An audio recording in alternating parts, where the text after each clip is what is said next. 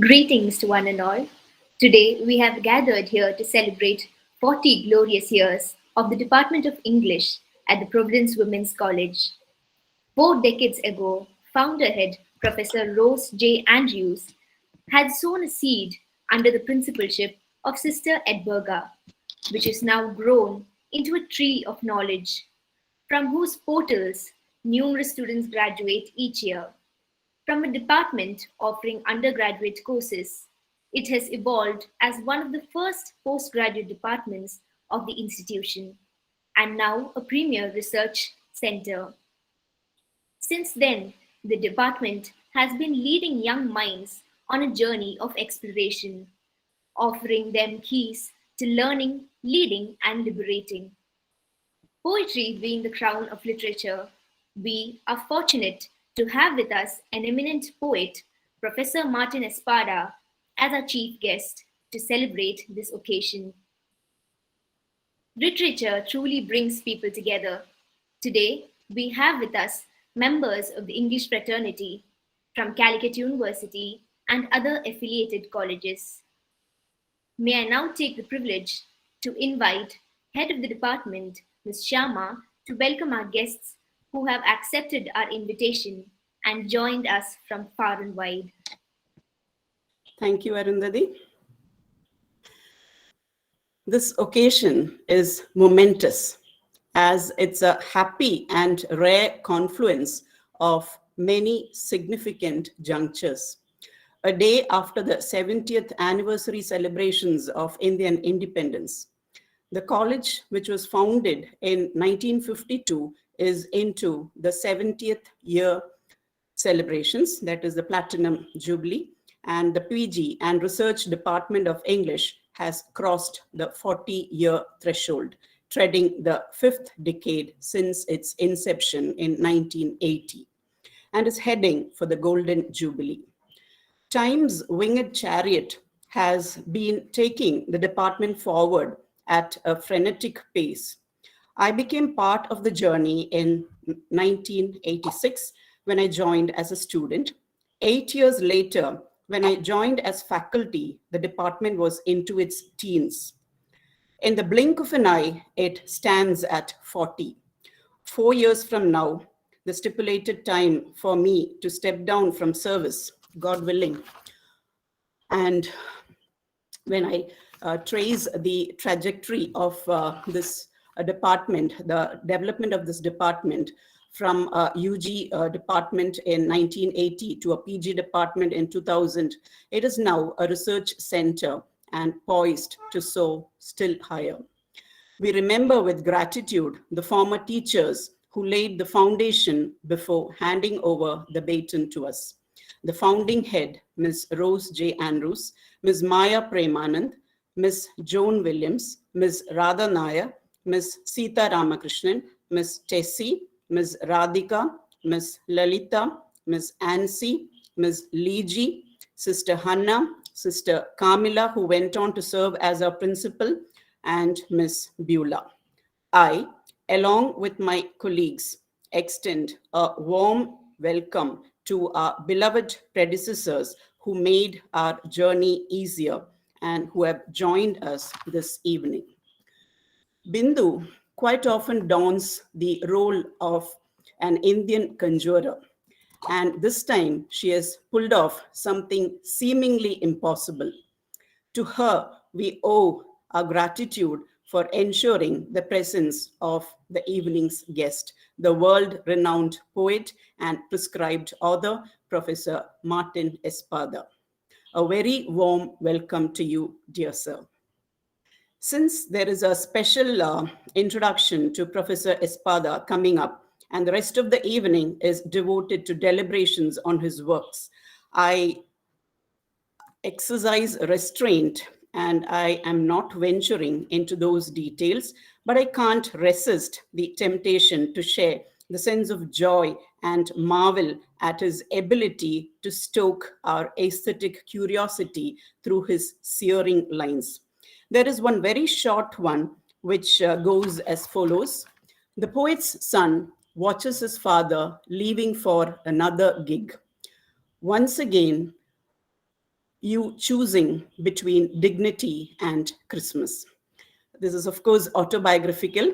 The 11-year-old son objected to the father leaving, and the poet feels it reflects the sacrifices parents make if they are artists or activists or just simply workers. Walking away from children is wrenching, but without the act of walking away, they are left impoverished. The interviewer rightly points out that dignity refers to his being true to his commitment outside. And Christmas, of course, to what the child associates his father as representing in his life. And I'm sure it is as part of his commitment to the outside world that the poet has accepted our invitation. And the universality pervading the lines strikes a resonant chord in every reader's heart and soul. It is a good fortune that Professor Espada consented to be with us this evening. Next, I welcome the Mother Superior, Sister Karuna, our manager, Sister Marian, the sisters of the Apostolic Carmel congregation who are present here, and Dr. Sister Ashmida, our principal, has been very supportive with regard to the conduct of this event. Welcome, sister, and the whole sister community. I welcome the students and faculty of our college, the retired teachers, alumni, as also the students and teaching fraternity of other colleges. The presence of parents has added a special luster to the evening. The discussants are resource persons capable of carrying entire seminars single-handedly. I welcome Dr. Sunita Srinivas and Dr. Arun Lal of Government College, Muggeri, Dr. Ashley of St. Stephen's College, Delhi, and Ashwin of Zamorans Guru Ayyappan College, Calicut. A warm welcome to all of you. Once again, welcome. Over to you, Arundhati. Thank you, ma'am. The department, which takes pride in having many a prominent alumna, is glad to have with us Dr. Sunita Srinivas, Associate Professor and Head of the Department of English, Government College, Muggeri. May I request you to introduce the chief guest? Thank you, Arundhati. First of all, I'd like to thank the organizers for giving me this opportunity to introduce the acclaimed poet, Martin Espada. Firstly, I am slightly doubtful as to how far I'll be able to do justice to a poet of such a stature, a poet who brings poetry to the most unlikely of places, into prisons, gravesites, in front of memorials, a poet who creates word monuments that last in public memory, the Pablo Neruda of North American authors, people's poet, poet lawyer, whose poetry reveals a poetics of commitment, a poetics of advocacy, speaking on behalf of those without an opportunity to be heard, and advocacy heritage that, of course, we can trace to Walt Whitman and Pablo Neruda, the two important literary influences on the poet's writings.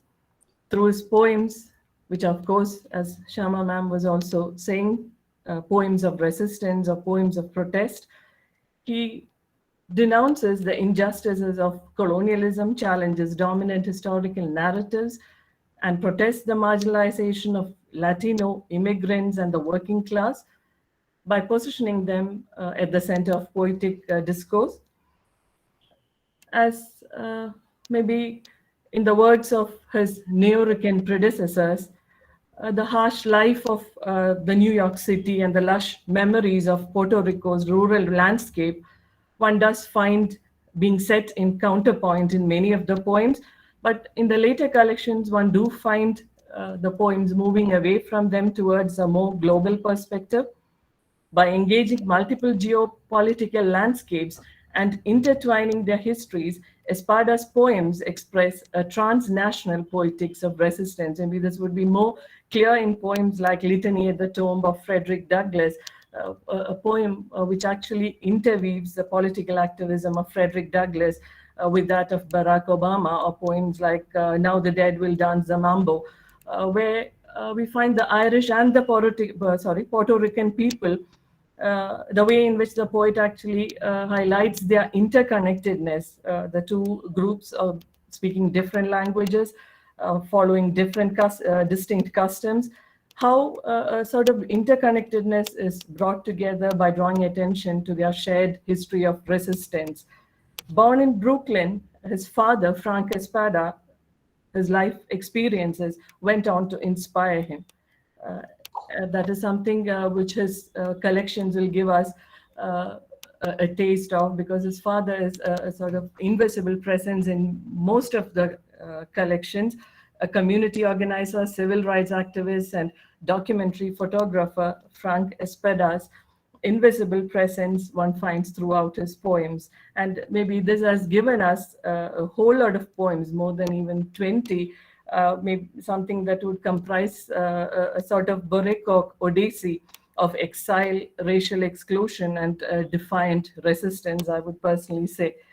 Martin Espada has published more than 20 books as a poet, editor, essayist, and translator. Some of the collection of poems include the Immigrant Ice Boys Bolero, that's the first collection. The most recent one being Floaters, published in 2021 by Norton. The other collections we've asked to those who have failed, The Meaning of the Shovel, The Trouble Ball, The Republic of Poetry, published in 2006, which was a finalist for the Pulitzer Prize. Another audio collection of poems, Now the Dead Will Dance the Mambo. 2003 collection, Alabanza, which most of us would be familiar with because the title poem, which is widely anthologized and performed. Another collection, A Mayan Astronomer in Hell's Kitchen. His collection of essays, The Lover of a Subversive, is also a subversive. Another collection of essays and poems, Zapata's Disciple, which actually gives you an idea about his poems and also about his idea of poetry. Imagine the Angels of Dread, City of Coughing and Dead Radiators, Rebellion is the Circle of a Lover's Hand, Trumpets from the Islands of the Eviction. The other collections, yes, given us as an editor, What Saves Us, Poems of Empathy and Outrage in the Age of Trump, Poetry Like Bread, El Coro, which is a beautiful collection of Latino and Latina poetry, and also his edited collection is Anne's Were Gentle. His many honors include the Ruth Lilly Poetry Prize, Shelley Memorial Award, the Robert Creeley Award, Academy of American Poets Fellowship, the Penn Revson Fellowship, and the Guggenheim Fellowship. A former tenant lawyer in Great Boston, Martin Espada is presently a professor of English at the University of Massachusetts, Amherst. With that, I think I would like to conclude speaking about a poet in whose voice, I would say there are many voices, and taking up his own words, in whose history there are many histories. Thank you. Good evening. Can you hear me? Yes, sir. Thank you. Thank you for that introduction, first of all. I am honored to be here on this special occasion, marking the 70th anniversary of the college and the 40th anniversary of the department. There are more people to thank. I am grateful for the presence of Dr. R. Bindu, the Minister of Higher Education. I am especially grateful to Bindu Amat for organizing this event. Very, very difficult thing to do under any circumstance. So I'm going to read 6 or 7 poems.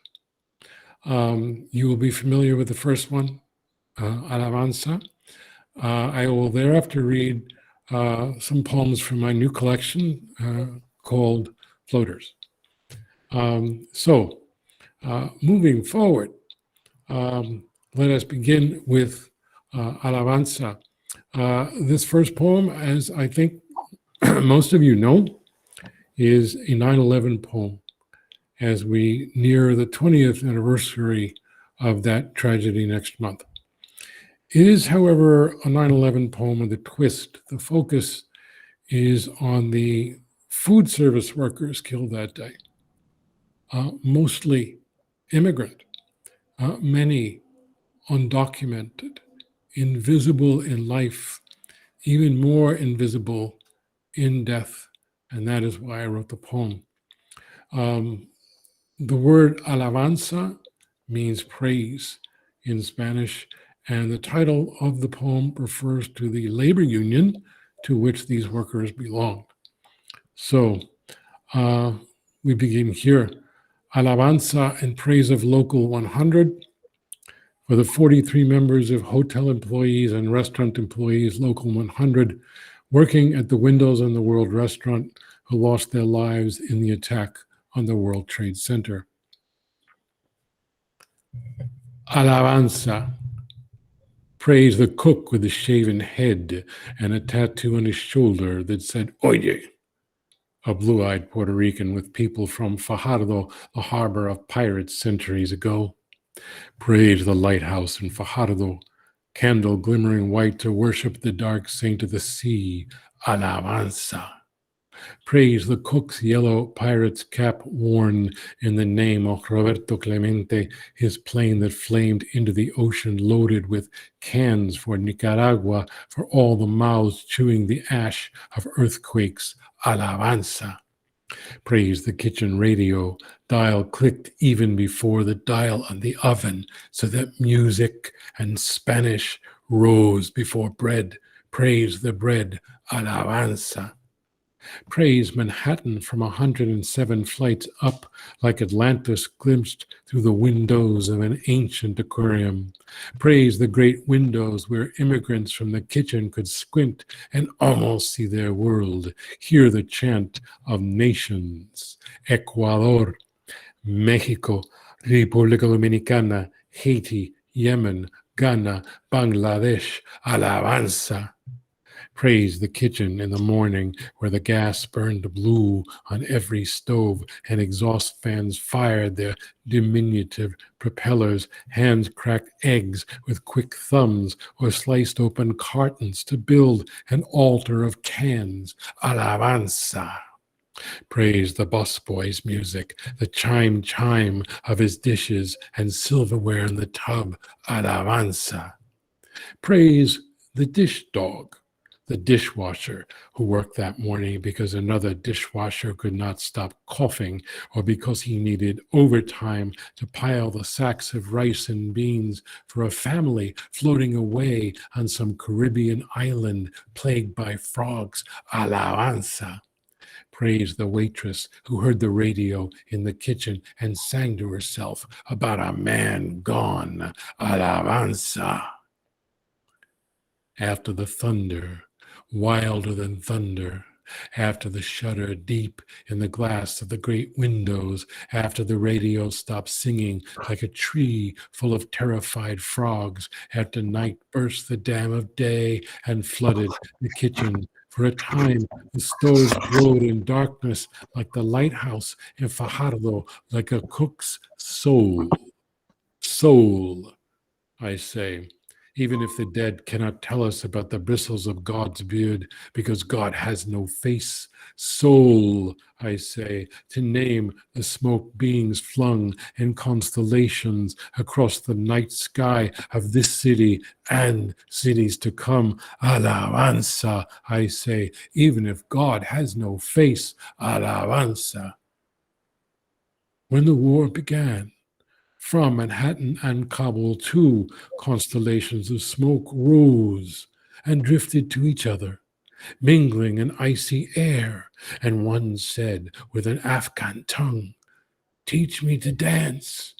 We have no music here." And the other said with a Spanish tongue, "I will teach you. Music is all we have."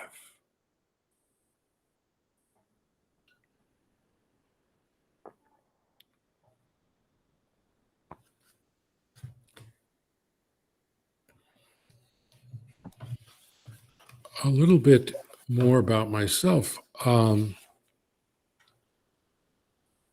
went to Northeastern University Law School in Boston, and for a number of years, I practiced law in the Boston area. In fact, 30 years ago, I was a housing lawyer with a program called Su Clínica Legal.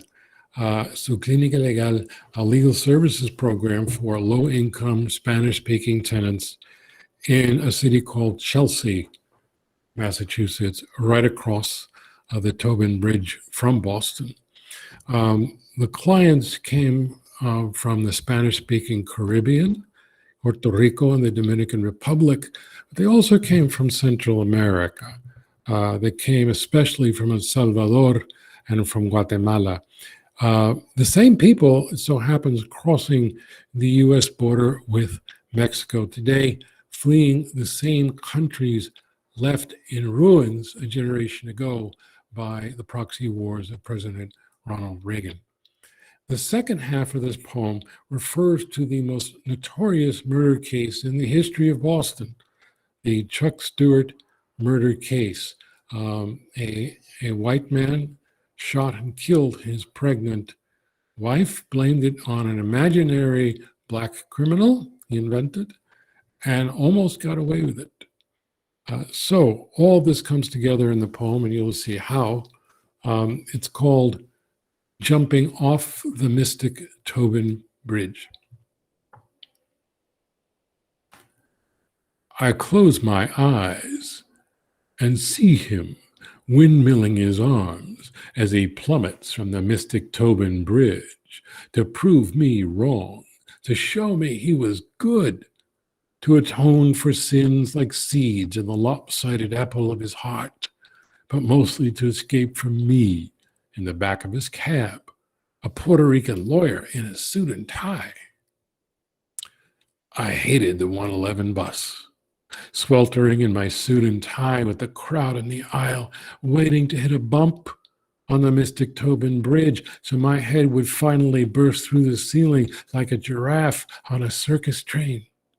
I hated the 111 bus after eviction day in Chelsea District Court, translating the landlords and judges into Spanish so the tenants knew they had to stuff their clothing into garbage bags and steal away again, away from the 40-watt squint that followed them everywhere, that followed me because I stood beside them in court.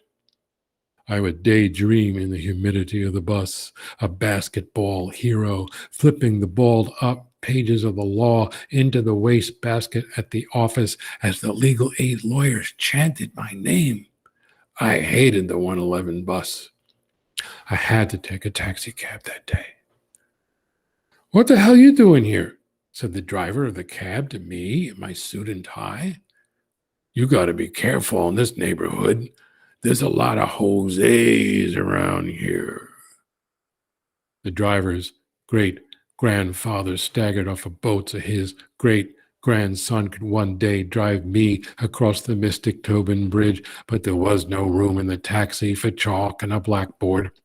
He could hear the sawing of my breath as I leaned into his ear, past the bulletproof barricade somehow missing, and said, "I'm a Jose."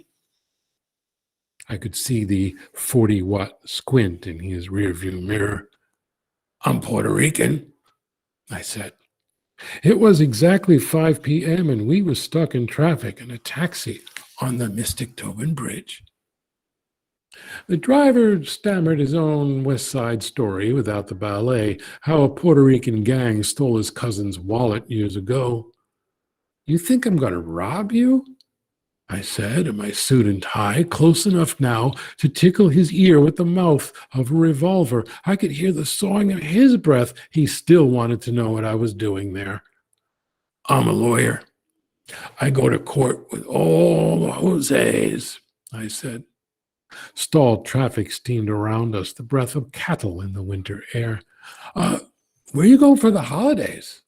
the driver said. I thought about Christmas Eve in court. eviction orders flying from the judge's bench when tenants without legal aid lawyers or children old enough to translate the English of the summons did not answer to their names. Every year, the legal aid lawyers told the joke about the Christmas defense. Your Honor, it's Christmas. I said to the driver, I will be spending Christmas right here with my fellow Jose's. The driver shouted, what do you want me to do? Get out of this cab and jump off the bridge? We both knew what he meant. We both knew about Chuck Stewart, the last man to jump off the Mystic Tobin Bridge. Everybody knew how Chuck drove his wife to Mission Hill after birthing classes, the flash and pop in the dark when he shot her in the head and himself in the belly. Everybody knew how he conjured a black carjacker on the crackling call to 911, the way the Mercury Theater on the air conjured Martians in New Jersey on the radio half a century before. Everybody knew how 100 cops pounded on door after door in the projects of Mission Hill, locking a black man in a cage for the world to see, like the last of his tribe on exhibit at the World's Fair. Everybody knew how Chuck would have escaped, cashing the insurance check to drive away with a new Nissan, but for his brother's confession, the accomplice throwing the Gucci bag with makeup, the wedding rings, and the gun off the dizzy bridge in Revere. Everybody knew how Chuck parked his new car on the lower deck, left a note, and launched himself deep into the black water, how the cops hauled his body from the river by lunchtime when I walked into the office to tell the secretary Chuck Stewart just jumped off the Mystic Tobin Bridge. I said nothing to the driver. I almost nodded yes in the rearview mirror. I confess, for a flash, I wanted him to jump. The driver, the cops, the landlords, the judges, all wanted us to jump off the Mystic Tobin Bridge, all wanted us to sprout gills like movie monsters so we could paddle underwater back to the islands, down into the weeds and mud at the bottom, past the fish plucked rib cages of the dead, the rusty revolvers of 1,000 crimes unsolved, the wedding rings of marriages gone bad, till we washed up on shore in a tangle of seaweed, gasping for air. Last night, still more landed here, clothing stuffed in garbage bags, to flee the god of hurricanes flinging their houses into the sky, or the god of hunger slipping his knife between the ribs, not a dark tide like the tide of the Mystic River, but builders of bridges. You can walk across the bridges they build, or you can jump.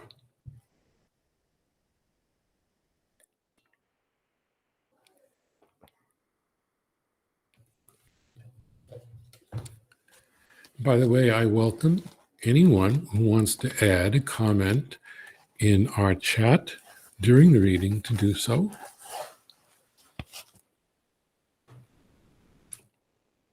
This next poem is the title poem of my new book, Floaters. Two migrants from the Central American country of El Salvador, father and a daughter, came to be known as Oscar and Valeria, drowned crossing the Rio Grande River in June of 2019. A photograph of their bodies, taken by a Mexican journalist, went viral, sparking outrage and grief, but also denial. A post in the I'm 1015 Border Patrol Facebook group charged that the photo was a fake. So the following poem speaks to that photograph, but also speaks to these charges. Floaters takes its title from the term used by certain members of the Border Patrol to describe those migrants who drown crossing over into this country. So we have a title and an epigraph, and then the poem. Floaters, epigraph. Okay, I'm going to go ahead and ask, have y'all ever seen floaters this clean? I'm not trying to be an ass, but I have never seen floaters like this. Could this be another edited photo? We've all seen the Dems and liberal parties do some pretty sick things. Anonymous post. I'm 1015 Border Patrol Facebook group. Like a beer bottle thrown into the river by a boy too drunk to cry. Like the shard of a styrofoam cup drained of coffee brown as the river. Like the plank of a fishing boat broken in half by the river, the dead float, and the dead have a name. Floaters, say the men of the Border Patrol, keeping watch all night by the river, hearts pumping coffee as they say the word floaters, soft as a bubble, hard as a shoe, as it nudges the body to see if it breathes, to see if it moans, to see if it sits up and speaks. And the dead have names. A feast day parade of names, names that dress all in red, names that twirl skirts, names that blow whistles, names that shake rattles, names that sing in praise of the saints. Say, Oscar Alberto Martinez Ramirez.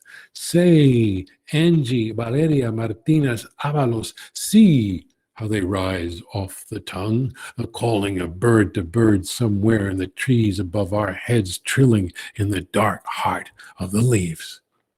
Say what we know of them, now they are dead.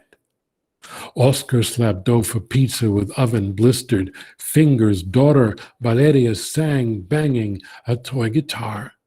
He slipped free of the apron he wore in the blast of the oven, sold the motorcycle he would kick till it sputtered to life, counted off pesos for the journey across the river, and the last of his 25 years, and the last of her 23 months.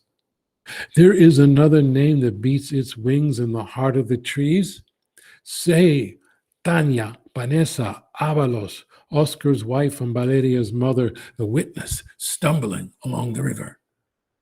Now, their names rise off her tongue. Say, Oscar y Valeria. He swam from Matamoros across to Brownsville. The girls slung around his neck, stood her in the weeds on the Texas side of the river, swore to return with her mother in hand, turning his back as fathers do, who later say, I turned around and she was gone. In the time it takes for a bird to hop from branch to branch, Valeria jumped in the river after her father. Maybe he called out her name as he swept her up from the river. Maybe the river drowned out his voice as the water swept them away. Tanya called out the names of the saints, but the saints drowsed in the stupor of birds in the dark, their cages covered with blankets. The men on patrol would never hear their pleas for asylum, watching for floaters, hearts pumping coffee all night on the Texas side of the river. No one, they say, had ever seen floaters this clean. Oscar's black shirt yanked up to the armpits, Valeria's arm slung around her father's neck. Even after the light left her eyes, both face down in the weeds back on the Mexican side of the river. Another edited photo.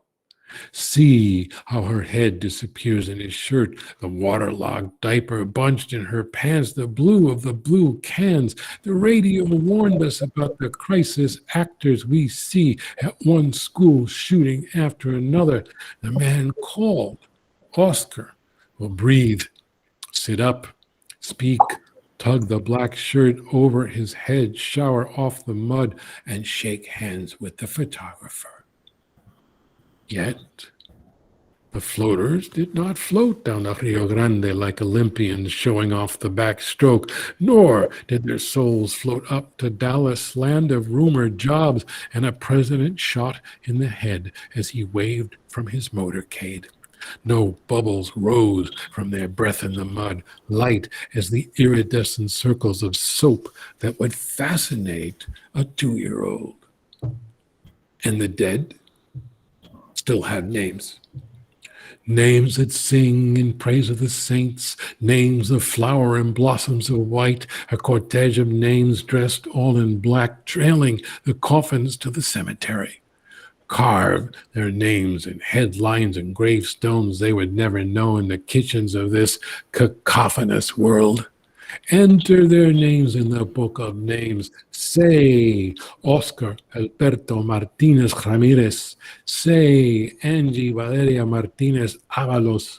Bury them in a corner of the cemetery named for the sainted Archbishop of the Poor, shot in the heart saying Mass, bullets bought by the taxes I paid when I worked as a bouncer and fractured my hand 40 years ago, and bumper stickers read, El Salvador is Spanish for Vietnam. When the last bubble of breath escapes the body, may the men who speak of floaters, who have never seen floaters this clean, float through the clouds to the heavens, where they paddle the air as they wait for the saint who flips through the keys on his ring like a drowsy janitor, till he fingers the key that turns the lock and shuts the gate on their babble-tongued faces, and they plunge back to earth, a shower of hailstones pelting the river, the Mexican side of the river.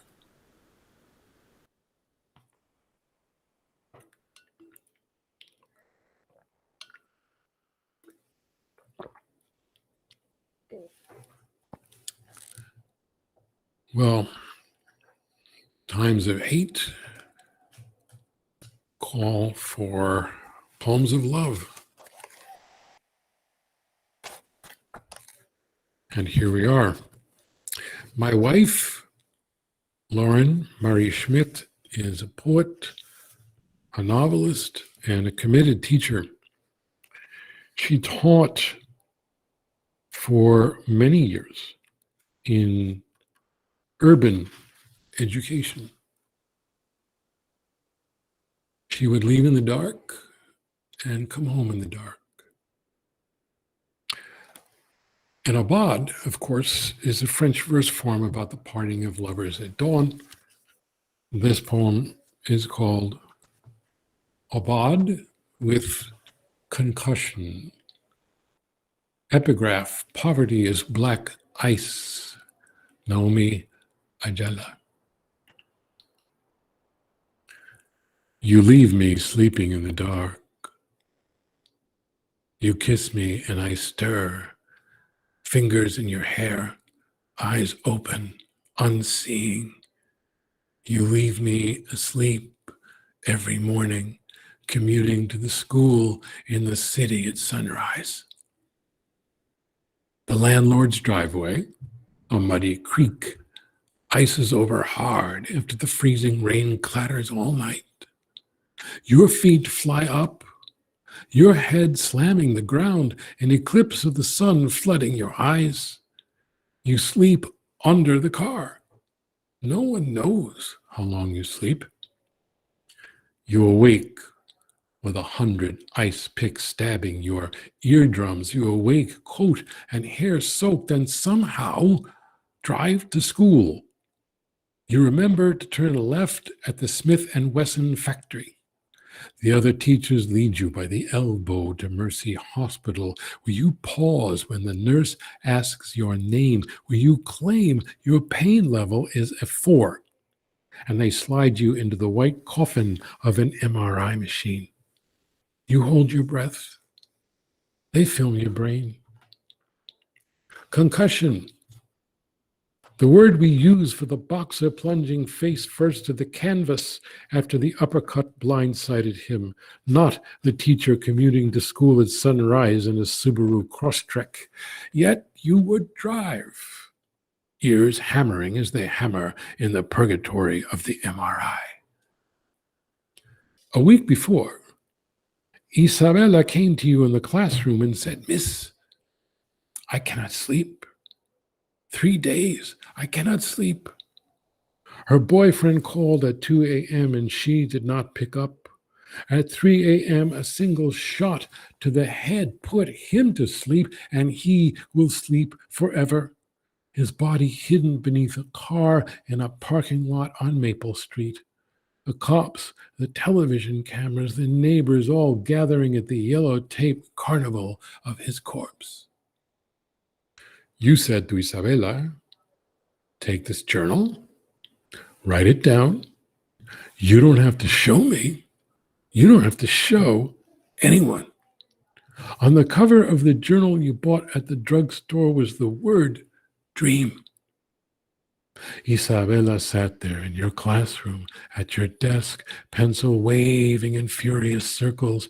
By lunchtime, as her friends slapped each other, Isabella slept, head on her desk, face pressed against the pages of the journal.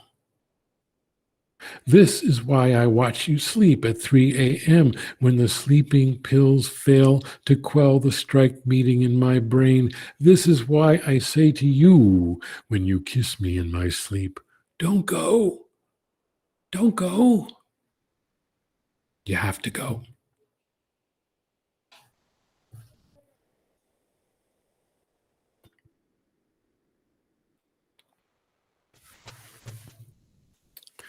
There are all kinds of love poems. This one is for Jack Agüeros. Jack Agüeros was a New Yorker poet, playwright, essayist, translator, and director of El Museo del Barrio, the only Puerto Rican museum in the mainland United States. He was also my second father. This is a poem called Flan. It's not only about that particular dessert, but also about the terrible realization I slowly developed about my dear friend's condition. Flan for Jack Agüeros, 1934 to 2014. I was 8 when the blackout struck and the lights died all across the city like a massacre of fireflies. In the projects of Brooklyn, I steered myself to 14F, fingers spread against the cool tiles of the hallway past the concrete and chicken wire terrace where I once burnt ants with a magnifying glass. Many years later, at the Chinese restaurant uptown, Jack said, "They got any flan here?" He was my first poet. I had seen the fireflies in his sonnets blink and float away. Fulano, the philosopher in the unemployment line. Blanco, the painter painting in the madhouse. Monterosa, the dealer killed by shotgun in a bar on Avenue A. His mother, the seamstress, and the quick needle of her sewing machine. Jack, the moving man, his hands sliced raw. He stacked his apartment with dictionaries in 3 languages. I knew the raconteur's grin with every tale. Raul Julia is a friend of mine, a Puerto Rican playing Macbeth. He took 14 curtain calls on opening night. Maybe he would tell me now that flan was not Puerto Rican or Mexican or Spanish, but Chinese, invented by a trembling cook to satisfy the palate of an emperor in the Ming Dynasty. "No flan, Jack," I said. "This is a Chinese restaurant." 2 minutes later, he said, "They got any flan?" I showed him the dog-eared and fingerprinted menu. "No flan," I said. When the waiter unfurled his pad, Jack said to him, "You got flan." He sang the song for an hour. The egg roll was not flan. The fried rice was not flan. The fortune cookie was not flan. "Can we get some flan?" he said. "God damn it, Jack," I said.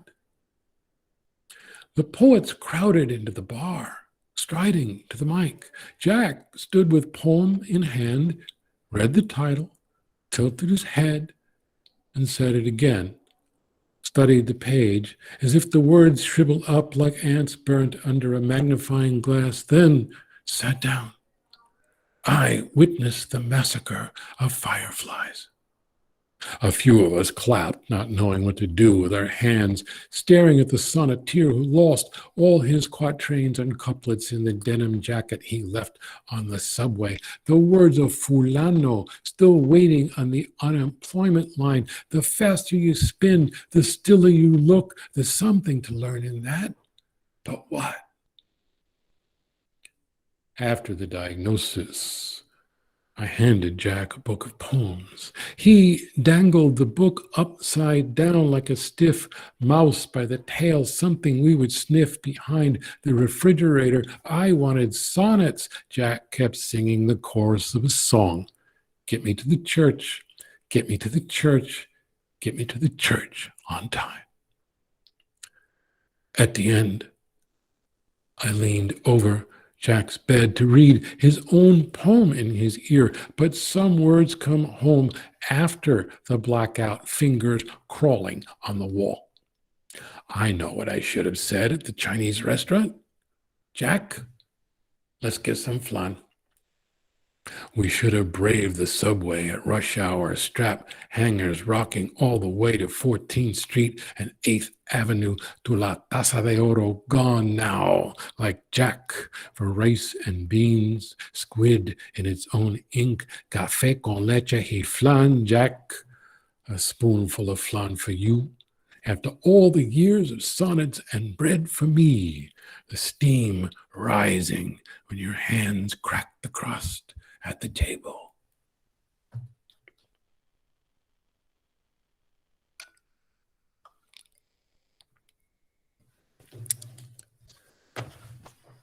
I am from what is called the East New York section of Brooklyn and the Linden projects. That was low-income public housing. My father was a community organizer and a documentary photographer. It's an early morning in the year 1968. Death rides the elevator in Brooklyn. On a winter morning in 1968, my father left to walk the picket line. He rode the elevator in his black coat, hood over his head, in the hour before daybreak. On the third floor, the doors opened. A white man waiting for the elevator stood there, peered at my father in his black coat and hood, in his brown skin, then screamed and fled. The doors closed. My father laughed on the picket line that morning. He laughed for years. "The guy thought I was deaf," he would say. Death rides an elevator in Brooklyn. Mugger death, militant death, Puerto Rican death. Listening to the story, as the screaming man screamed louder with every telling, I never thought one day my father would be the man standing there, waiting for the elevator doors to open. He did not stare or scream or run. He stepped into the elevator, and the doors closed behind him.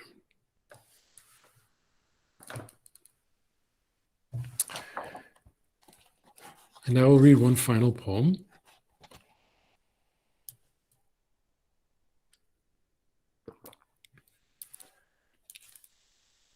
My father,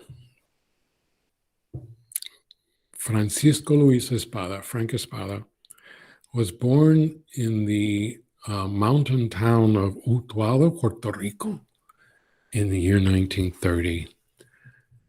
He migrated to New York in 1939, and he died in Pacifica, California in 2014. When Hurricane Maria hit Puerto Rico in the fall of 2017, I saw my father's birthplace, Utuado, over and over again on television, on the internet, in the headlines. As John Lee Anderson put it in The New Yorker, Utuado had become a byword for the island's devastation. Between the hurricane and the neglect of the Trump administration, more than 4,000 people died on that island colony. I started talking to my father, who died 3 years before. Actually, I started talking to his ashes in a box. And that was the genesis of the last poem I will read for you this evening. It is called Letter to My Father, October 2017.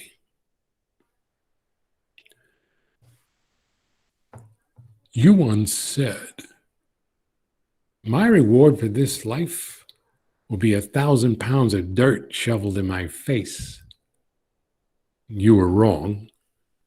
You are 7 pounds of ashes in a box, a Puerto Rican flag wrapped around you next to a red brick from the house in Utuado where you were born, all crammed together on my bookshelf. You taught me there is no God, no life after this life. So I know you are not watching me type this letter over my shoulder. When I was a boy, you were God. I watched from the 7th floor of the projects as you walked down into the street to stop a public execution. A big man caught a small man stealing his car, and everyone in Brooklyn heard the car alarm wail of the condemned. He's killing me. At a word from you, the executioner's hand slipped from the hair of the thief. The kid was high, was all you said when you came back to us. When I was a boy, and you were God, we flew to Puerto Rico. You said, my grandfather was the mayor of Utuado. His name was Buenaventura. That means good fortune. I believed in your grandfather's name. I heard the tree frogs chanting to each other all night. I saw a banana leaf and elephant palm sprouting from the mountain's belly. I gnawed the mango's pit, and the sweet yellow hair stuck between my teeth. I said to you, you came from another planet. How'd you do it? You said, every morning, just before I woke up, I saw the mountains. Every morning, I see the mountains. And Utuado, 3 sisters, all in their 70s, all bedridden, all Pentecostales who only left the house for church, lay sleeping on mattresses spread across the floor when the hurricane gutted the mountain the way a butcher slices open a dangled pig. And a rolling wall of mud buried them, leaving the 4th sister to stagger into the street, screaming like an unheeded prophet about the end of the world.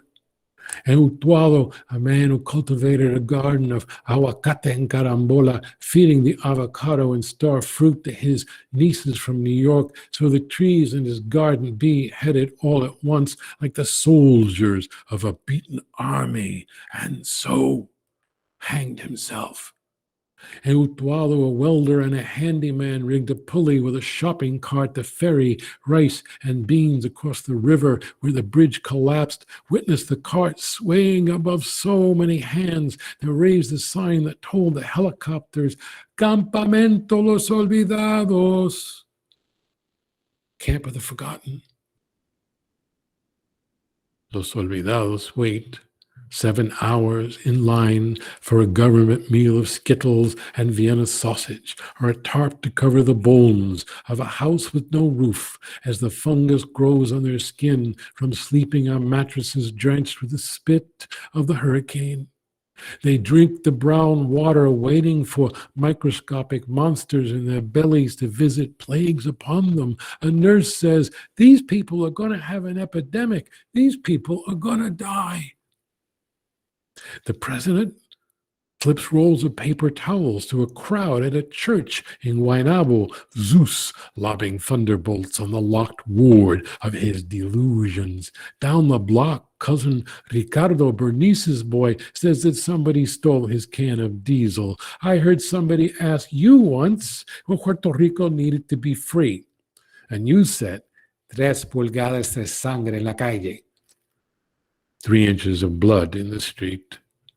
Now, 3 inches of mud flow through the streets of Utuado, and troops patrol the town as if guarding the vein of copper in the ground, as if a shovel digging graves in the backyard might strike the ore below, as if La Brigada swinging machetes to clear the road might remember the last uprising.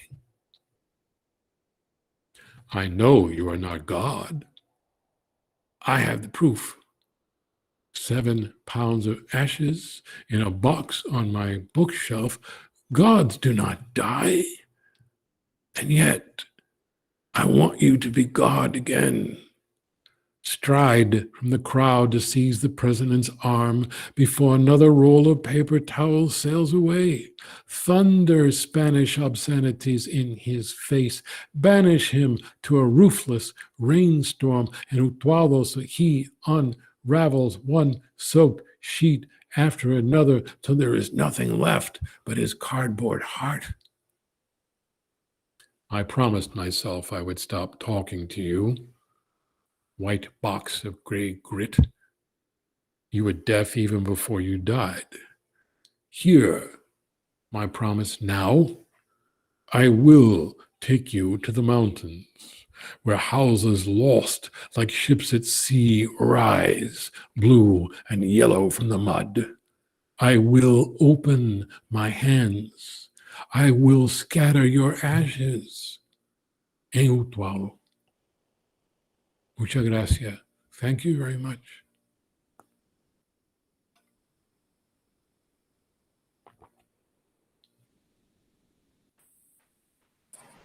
Thank you very much.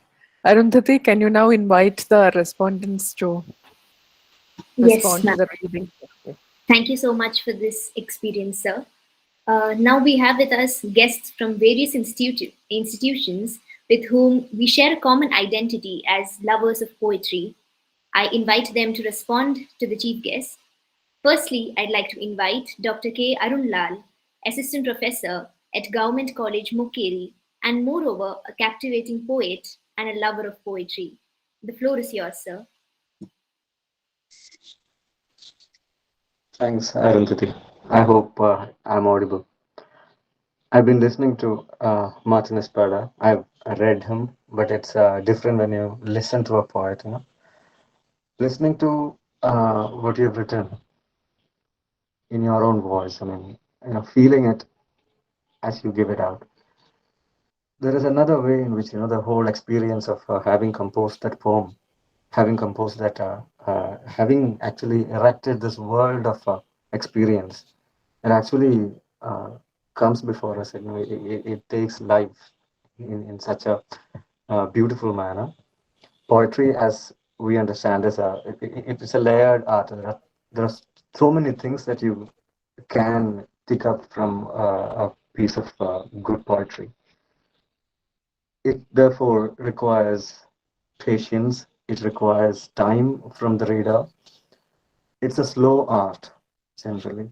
Unlike songs, poetry requires you to like reflect on the written page over and over again before you actually become comfortable with the feeling that goes into it, the heart of it. If you really want to get into the skin of the poem, you have to actually spend a lot of time with what is written, with what is also, when it is recited, definitely, it's a time art when you, it's a time, it's linear when you recite it, but then definitely we go back to the written pages. When it comes to poetry, we always go back to the written pages and see how the poet has put piece by piece, block by block, how they put it together, and then try to evolve a meaning from the craft.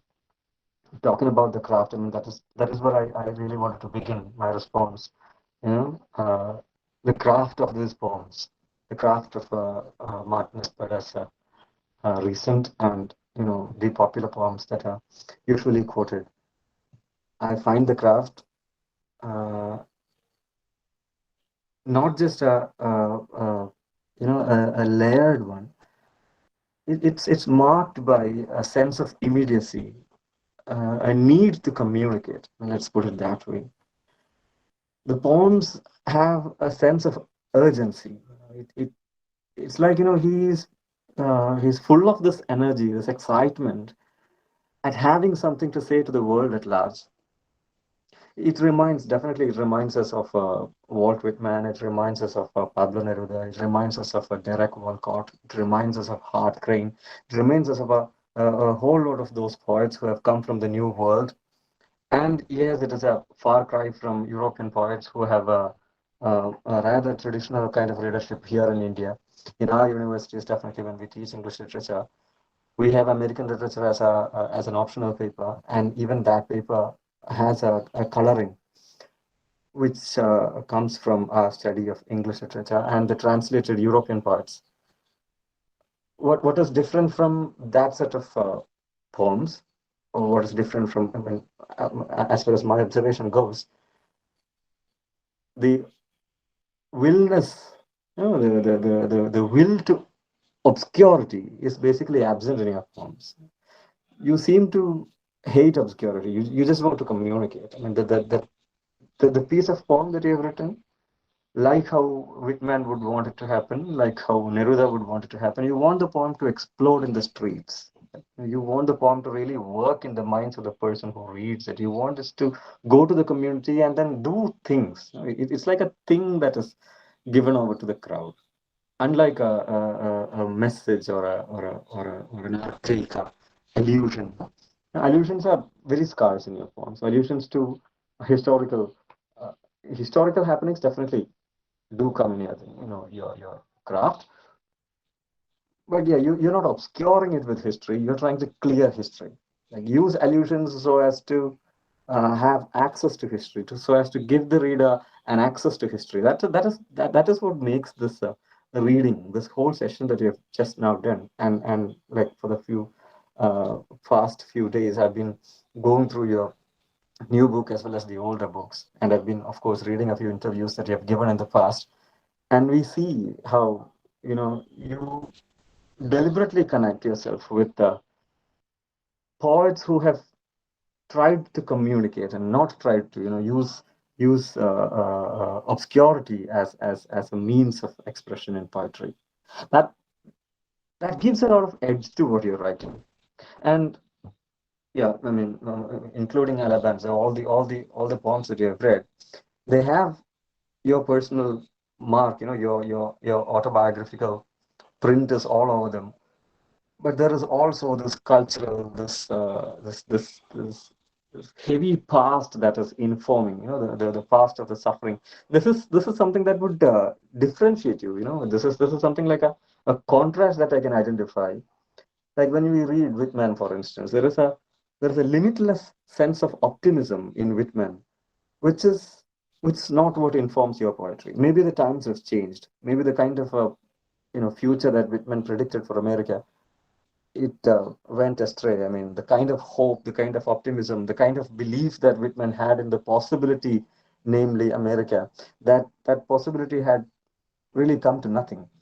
And writing from 21st century, right, in this particular decade, you're looking at an America which is complicated to use the euphemistic idiom. America is complicated in its politics, in its attitudes, in its takes on international diplomacy. I mean, sitting in a post-colonial country, sitting in a country that has had a very violent history of colonial settlement. Definitely, when we look into the West, when we read poets from the West, we also see how people like Whitman, when Whitman looks at India, for instance, he says passage to India, but the passage to India is like, he doesn't see the India that was really existing at that point of time when he was writing, passage to India. He seems to move into a fantastical image of India. He wants to look at India as a haven of spirituality. He wants to look at India as a possibility for spiritual, fulfillment. He makes it he makes it his destiny to take the materialistic America and then blend it with the spiritualistic India. These kinds of movements in Whitman's poetry or Neruda's poetry, for that matter, such hopes for the new world, such optimism regarding the world that will be led by America after the dissipation of Europe, after this two world wars. Of course, I mean, the kind of optimism that existed even in 20th century poets like Art Crane, when they looked at America as the possibility to which the whole world will gradually flock. This is the problem, or this is the problem platform from which we address. We, in the sense, like we people who write from and read from a post-colonial bracket. When we read those poems, so we see how a new poet, how a poet like Martin Espada tries to, you know, verbalize, tries to name things that have not been named by people who have influenced your poetry, by people who have informed your poetry, by poetic crafts and poetic histories that you have referred, that you have held as your books of faith. And that is why, you're such an inspiring presence. You take note of the sufferings that has gone into the history of Hispanics in America. You take note of the sufferings of the Black.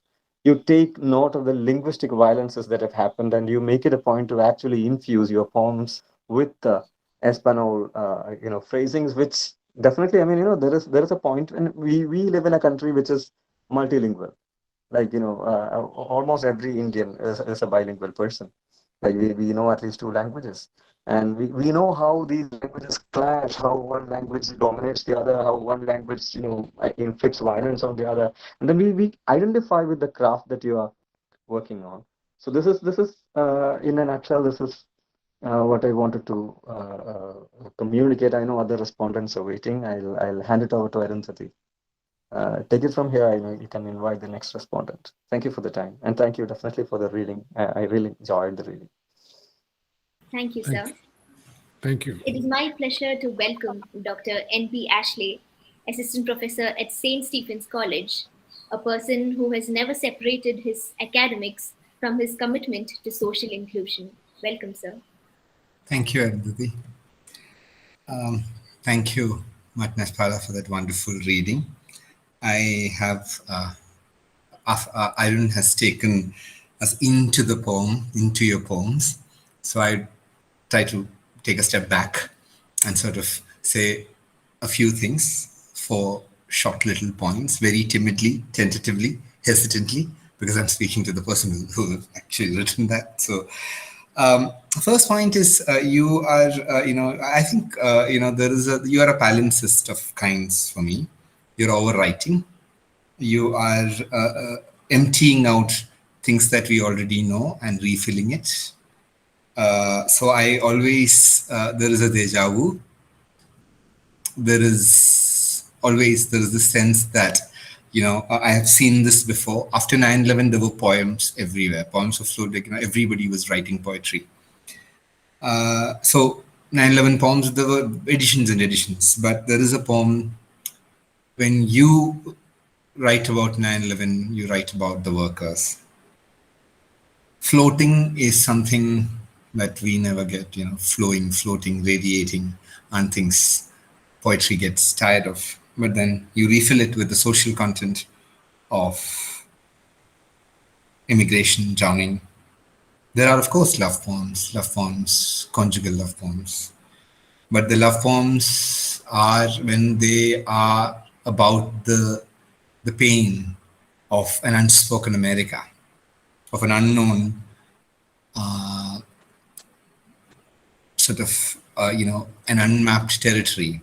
It becomes something else. Even the last poem about your father, that reminded me it is a new urn that we're talking about. I was reminded of Ode on a Grecian urn, and then from that, there's a new kind of thing. So it's always overwriting, and not in things, but in ideas. Is another Latino poet's famous line. William Carlos Williams said that, and it's actually quite important that the frame of poetry, the reference points of poetry are reinvented, are revitalized, are re-energized, repoliticized through these frames. So now it's like Francis Bacon's paintings. It's the old as change. It's a chemical change where we cannot go back on. The second aspect is the aspect of performance. Poetry can also be blamed for being a desocializing entity. And your voice, your pauses, your voice modulation, your energy brings alive the thickness of history, the post-standardized world, the confusions, the unheard, the unseen, unheard into a new vitality, right? The body, the voice, and the imagination come together there. And the third point I felt was that, you are freeing Puerto Rico, the unincorporated territory of the United States, in our imagination, because it could just be like, there is a known voting member. It's a very complicated thing.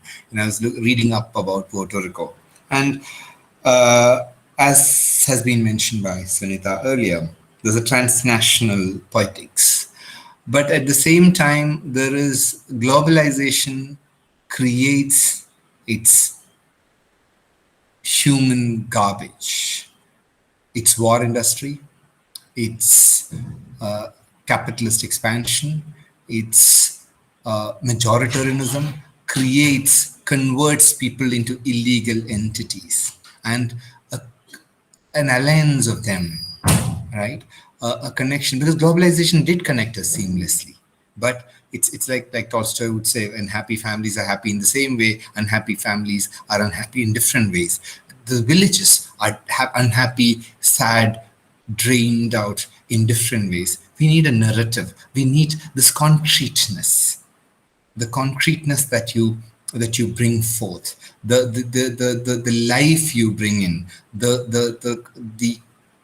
like Aaron rightly pointed out, this distaste for obscurity, this this unwillingness to be rhetorical, to be flashy, right? And that comes from a commitment to people's movements, a commitment to the need for I think you're redefining the poet's role, right? I mean, we've had poets who recite. We've had Dylan Thomas, we've had Neruda reciting it to 70,000 people. We've had a lot of people, we've had our own Ginsberg.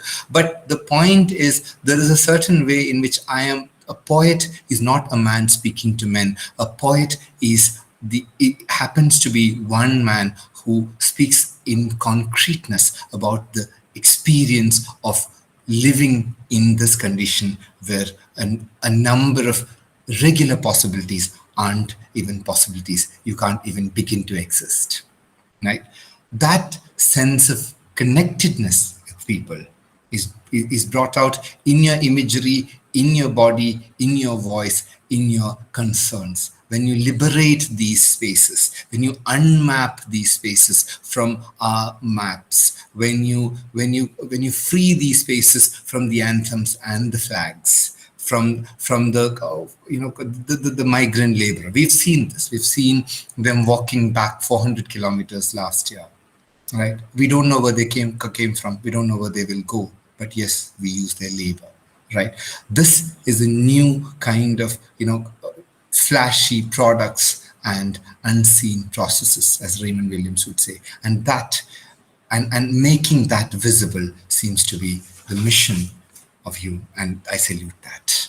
I salute that because that's the only ethics that a global, maybe a post-global world can work with. That empathy, that rage, that connectedness is all the reason we have, all the reason we are, we could be. And the last point, it's a curious thing. I don't know. I'm in connections between Whitman, Neruda, had kind of all been made.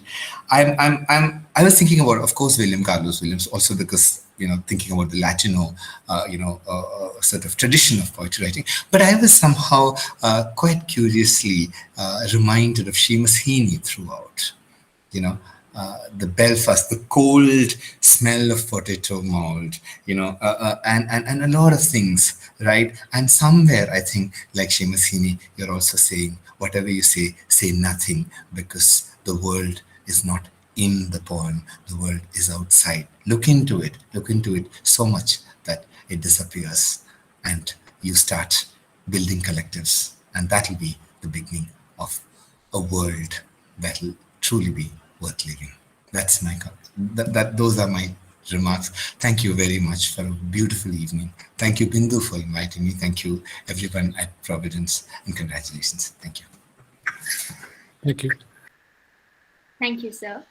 Now we have with us Ashwin Vijayan, sir, Assistant Professor at Zamorins Guruvayurappan College, a representative of the youth, a person who is a dynamic researcher in modern poetry. Respond to the poet. Welcome, sir. Thank you, Arundhati. Thank you. And hi, all. What an experience it is to listen to poet Martin Espada read his poems. Thank you so much, sir. And the words of my fellow respondents have provided us deep insights into Espada's poems. I'd like to deviate a little bit and from their approaches and take a little risk, making a few generalizations and some broad sweeping statements. The instruction I have received from the organizers is to talk a few words about the poems read in connection to the Indian literary and academic scene. I have taken some liberties with the instruction, and I'm going to draw from my limited experiences as a reader, researcher, teacher, and a poet in the field of Anglophone poetry in India. I'd like to look at Espada's poems as a possible framework for Anglophone poets who want to engage with harsh political realities in their work. Poets have actively contributed their words to the various political movements throughout the history of the Indian subcontinent. There is a tradition of political poets, beginning from Henry Delosio, through Sarojini Naidu and Rabindranath Tagore, who had written explicitly nationalistic poetry leading up to Indian independence 75 years ago. Since then, in the second half of the 20th century, Anglophone poetry in India has moved away from the explicitly nationalistic expressions, but has continued to be involved in the social justice movements like the caste struggle, class struggle, and the feminist movement. They have expressed post-colonial sentiments, and on those occasions, our governments seem to fail the people. They have joined their voices with those of the regional poets in protest. We are once again living through one such moment. Since the turn of the century, we have been experiencing extreme political polarization and systemic failures, their results being endured disproportionately by the marginalized sections of our population. The onset of the pandemic has only helped to magnify these problems. Throw social media into the mix and we get a picture of pure chaos. It is in this context we have to look at this upsurge of political poems and their nature in the Anglophone poetry scene. I'd like to invite your attention to 3 recent anthologies to emerge in the midst of the COVID-19 crisis. These are Singing in the Dark, a global anthology of poetry under lockdown, edited by K. Sachidanandan and Nishesh Chawla, and brought out by Penguin. Yearbook of Indian Poetry in English, edited by Sukrita Paul Kumar and Vinita Agarwal, and modeled after the Best American Poetry series. And then there is Witness, the Red River Book of Poetry of Dissent, edited by Navina Das. Even with a brief glimpse through the condensed list of these anthologies, we understand the overwhelming number of political poems that make it to print. And this is only a portion of what is being written and shared on social media platforms or stored away on private folders. The paucity of time would allow for a detailed breakdown of this category of poems. So I have resorted instead to making a few generalized statements about the protest poetry being written by contemporary Anglophone poets. One thing, given the socio-political history of English language in India, is that a majority of these poems are being written by members of the privileged groups. We see an overwhelming number of men writing about women's issues, upper caste members about the suffering of Dalits and Bahujan, and the economically privileged about the travails of the lower classes. This carries with it an essential set of problems. These poems often tend to be sloganeering and reactionary, that is, bordering on being political merely for the sake of being political or for proving one's wokeness. Another trap is that of appropriation, of unfairly co-opting the suffering of others to make a political statement, or even worse, to score a political brownie point. How do we, as writers and responsible citizens of the civil society, overcome these failings and approach, quote unquote, a good political poem? I have come across this question being posed by many poet friends disturbed by what is actually being written and wanting to do better. I'd like to suggest that we need to be aware of and model ourselves along the best political poetry being written elsewhere in the Anglophone literary world. In this respect, Martin Espada's poems and practice of poetry is a good yardstick for us. Let me briefly discuss the 3 lessons about writing political poetry that we can imbibe from reading Martin Espada's poems in my observation. 1. Rooting the political in the deeply personal. In an interview, talking about being called a political poet, a few decades ago, Martin Espada says that what people mean when they call him a political poet is to say that he writes about the struggles of working class people and the acts of resistance to whatever is perpetrated against them. He adds that his focus is a Latino community, though he doesn't limit himself to the struggles of the Latinos. He continues saying, and I quote, "I am not out to make a political or propagandist statement. It just happens that these are the lives that I know. These are the stories I tell. This is the world I am familiar with. And so as a Latino poet in the United States, I am political by force of circumstance." So writing from a place of deep personal knowledge and connection is a way to approach writing about political issues. To seek within ourselves and our communities and to tell the stories that need to be told. But we do not have to limit our expressions to only those whom we know intimately, as Espada does. An exemplary example of how this can be achieved is present to us in the poem The Trouble Ball, where Espada talks about the issue of segregation, of how the blacks were kept out of the Major League Baseball through the anecdote of his father, fresh off the boat, watching his first big league ball game at Ebbets Field in Brooklyn. The second lesson is of portraying the subjects of political oppression as humans. I once again quote Espada, who said while talking to poet and activist Naomi Ayala in 2012, he felt it is his, I quote, responsibility to tell a story, if only to humanize the immigrants in the eyes of anyone who sees the poem. The desire to express and emphasize the humanity of the sufferer has led him to portray the sufferers of violence also as they are engaged in acts other than suffering. Anyone who has read the poem Alabanza in Praise of Local 100 or heard, as we just did, from the poet himself, would remember the kitchen in the morning where hands crack eggs with quick thumbs or sliced open cartons to build an altar of hands. You will also remember the blue-eyed Puerto Rican cook with a shaven head and a tattoo on his shoulder that said "Oe," and the dishwasher who was substituting for someone else. Once you read or hear Floaters, the title poem of his most recent collection, you will see the father Oscar slapping Pizarro and his daughter, the 23-month-old Valeria banging a toy guitar. It is this portrayal of them being inexplicably human, I would argue, that adds gravitas to their suffering as we see playing out in the poem. 3. And connected to points 1 and 2 is to focus on the perpetrators of violence and those who are complicit in these violences. We see Martin Espada do this effectively in Floaters and also in Jumping Off the Mystic Turban Bridge, both poems that we just heard from him. Calling out the perpetrators is often a hard process, but is inevitably the task of a politically conscious poet. It is often necessary to point and say that the suffering is caused by you. And sometimes we find that we ourselves are the accomplices in many of these violent acts. Then it becomes all the more important to examine deeply our complicity.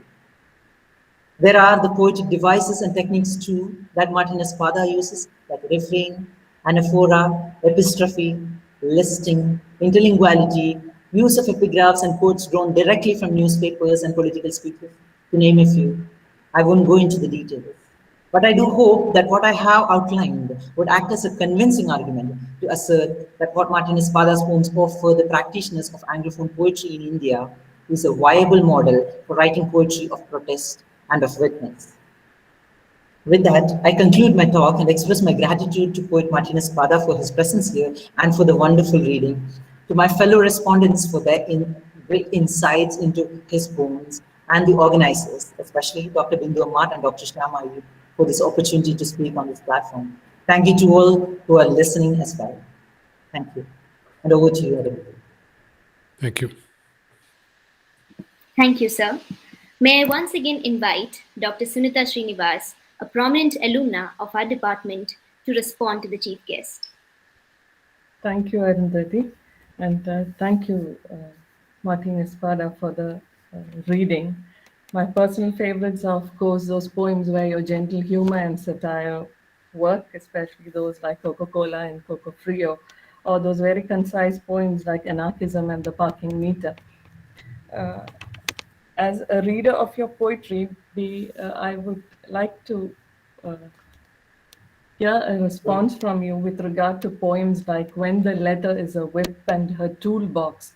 Because I think in today's discussion, patriarchy and gender are something that we have slightly skipped. So this is one poem, that is When the Leather is a Whip. Is a very short poem, but at the same time, it does strike you somewhere when you read it. So maybe if you could say something about that poem, When the Leather is a Whip, or even the way in which family and the house, as a reader, is what I felt, that house and family in your poems often work as a metaphor at times for the nation. And I think as far as the Latino space is concerned, family and the very idea of patriarchy is very central to it. Another striking thing that I have found when I went through many of the collections is this idea of retelling that is there within many of the poems.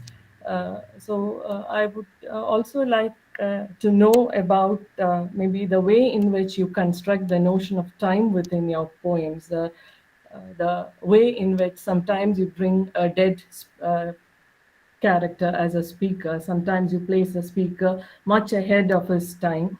I don't exactly remember the poem in which you have placed the speaker much ahead of his times. I think he's not born and he is actually placed before his time. Now, there are such shifts when it comes to time within your poems. And even when we speak about retelling, it's either through your epigraphs or through the way in which you bring in photographs and join them with memories, or even the titles, the way in which you find it shifting to and fro. So maybe I would like you to say something about that. Thank you, ma'am. Thank you very much.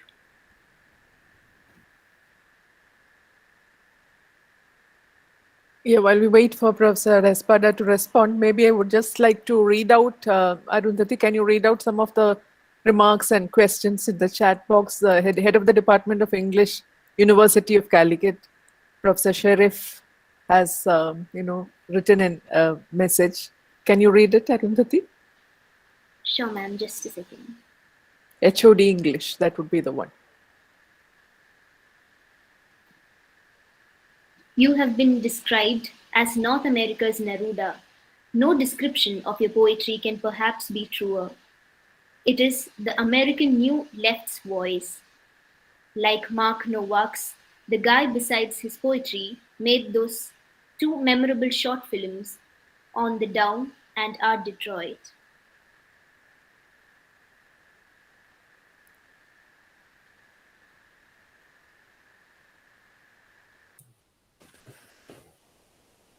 Is it my turn to respond?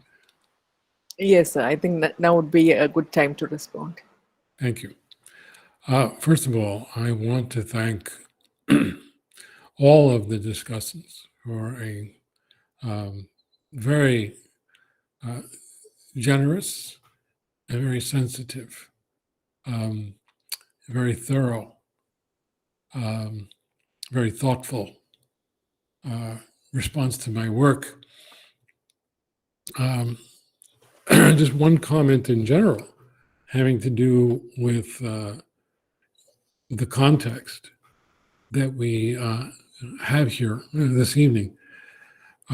Simply that I appreciate an audience that understands colonialism. And that may sound like a simple thing to say, but in the United States, there is a continual denial that this is in fact an empire. And as long as that denial exists, it is also necessary to deny the existence of colonies or colonization. That is the essential fact of life for Puerto Rico and for migrants from the island. That would, of course, include my father. But it impacts us on the mainland as well.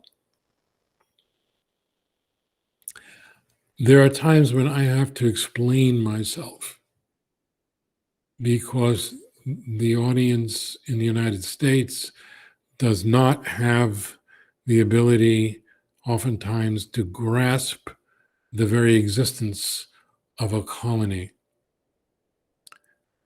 So I'm grateful for this sensibility. I am grateful to address an audience that understands what one discussant, Dr. Aronlow, referred to as the violent history of colonial settlement, that you also obviously live with the reality of post-colonialism. This is nothing that I ever take for granted addressing an audience in North America. So I am deeply appreciative for your sense of history, for your sense of politics, that brings you actually closer to my experience than you might think. So what I was doing listening to the discussants is I was taking notes so I can try to respond, even though I have a great deal of difficulty reading my own handwriting. And so I will begin, and please forgive any mispronunciations, with Dr. Arnlow. Wonderful response.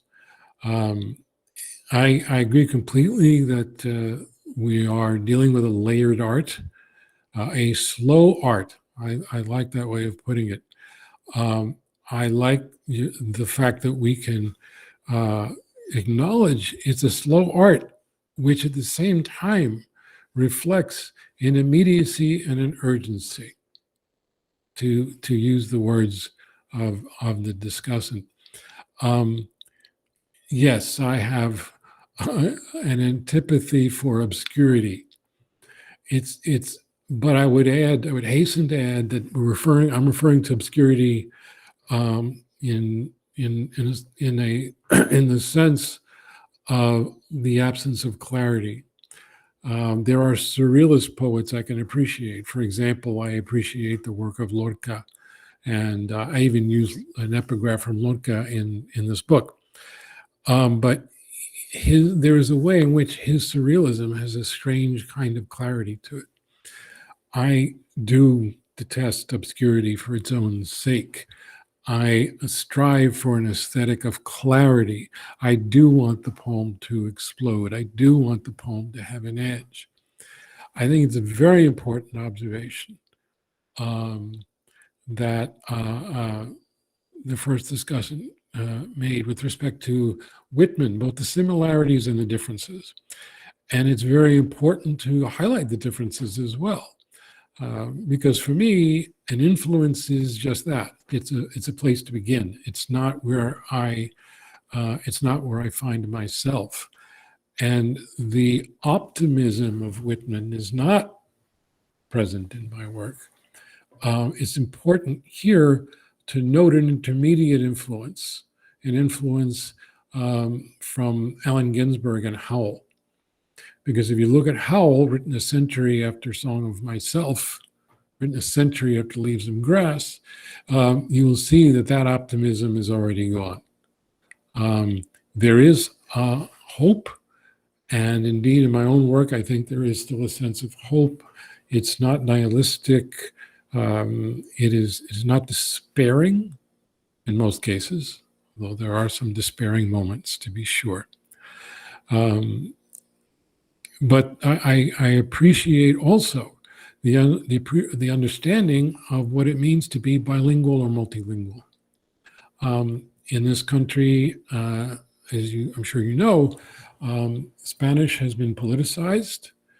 Spanish is associated with crime, with violence, with the other, and it has been historically repressed in this country. It was even repressed on the island of Puerto Rico. My father recalled being punished for speaking Spanish in school in Puerto Rico when there was an attempt to impose English on the school system of that country in the 1930s. Very colonial thing to do. So I'll begin there. And again, I deeply appreciate all those perspectives. Dr. Ashley, the act of emptying out what we know and then refilling with social conscience, that is absolutely what I'm trying to do. The pain of this unspoken America. The influence of Williams, yes, no ideas but in things. And Williams, of course, a poet whose mother was Puerto Rican. The notion that what I'm doing is an attempt to re-energize and therefore repoliticize. The performance, yes, cannot be separated from the text. Voice, body, and imagination. And in the process of composition, I always read my work out loud. If it does not survive as music, it cannot stay in the poem. And so I am constantly using the devices that were cited, the devices of anaphora and epistrophe, for example, very common. I am well aware of using those kinds of devices essentially to chant my work. I can't sing. I'm fond of saying that I couldn't carry a tune in a bucket, but I do chant, indeed. I appreciate the comment having to do with globalization and the creation of, quote, human garbage. That the creation of illegal beings, and that the way we respond to this is through concreteness. I believe wholeheartedly in an aesthetic of concreteness as a response to exactly the conditions that were cited by Dr. Ashley. I appreciate that. Seamus Heaney, I met him. I heard him read. I enjoy his work. There's particularly a collection called North that I've read, and so he's in there. He's in there. it's important at this juncture to mention, of course, that many of my influences are poets that no one's ever heard of, and they were my friends, or I grew up with them. I read the poem for Jacques Agüeros precisely for that reason, that he is an influence of mine no one's ever heard of. And it's important when we talk about influence to go beyond the giants and say, yes, Whitman, and yes, Neruda, and even Heaney, but to recognize that for a contemporary poet, many of your influences are the people who are standing right next to you. And in the case of Jacques Agüeros, he was my first poet, the first poet I ever met, which gave me the notion that I could do it too. So I salute him and I celebrate him. So again, wonderful remarks from our second discussant. And again, please forgive the mispronunciations. Dr. Vijayan, the context of Anglophone poets dealing with harsh political realities. I appreciate that context, and I consider myself to be part of that movement. And you raise some important issues. How do we deal with wokeness? How do we deal with appropriation? How do we write a good political poem? And that is a constant struggle. I have been doing this for more than 40 years. And it's always been a struggle. I think it's very important to keep these things uppermost in mind. And I appreciate the 3 lessons that we can take away, or you take away from the work, rooting the political and the deeply personal. I absolutely believe in that. Also, very strong observation. It's very important for me to chronicle the victims of suffering engaged in acts other than suffering. That is such an astute observation because it has everything to do with humanizing the dehumanized. If we simply portray people as victims, we are not portraying them as fully human. And so it's very important for us to see in Alabanza the cracking of eggs. It's very important for us to see in Floaters the little girl playing her toy guitar. And these are not, this is not, I got that particular detail from reading obsessively about that case. This is not something I subjected to my poetic imagination. Nevertheless, I'm always attempting to do that, humanize and dehumanize, and to root the political and the deeply personal. When I am present in a poem, you may have noted that I am not necessarily at the center of the poem. I may very well be at the corner of the poem. That's bearing witness. That's me saying, I saw this, I heard this, this really happened. I'm not making this up, but it's not about me. Here's the retelling, which brings me to our final discussant. And thank you, Dr. Vijayan. Again, wonderful response. And finally, Dr. Srinivas, to address, first of all, earlier poems, which address, in turn, violence against women and resistance to it. Those particular poems, When the Leather is a Whip and Her Toolbox, I believe they appear in the collection called Imagine the Angels of Bread. But there are others that appear here and there throughout my work. These poems in particular refer to my former wife, who was a victim of very cruel child abuse growing up in a farm in rural Connecticut. And when I met her, she was just coming to grips with her history. And so she would tell these stories, and I would respond as we went.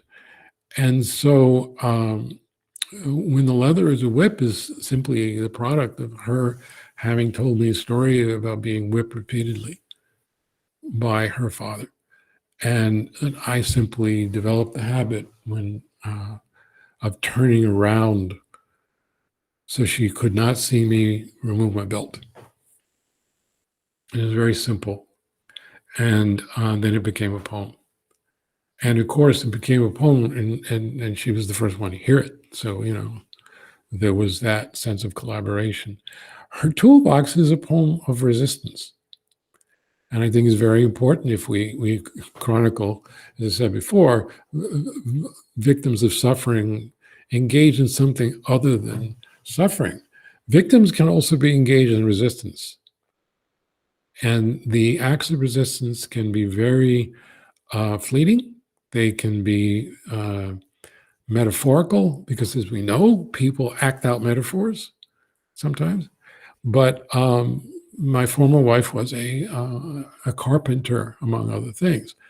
And that particular poem deals with a situation where she was walking down the street and someone cut her off in a car. I mean, drove up onto the sidewalk and was getting out of the car.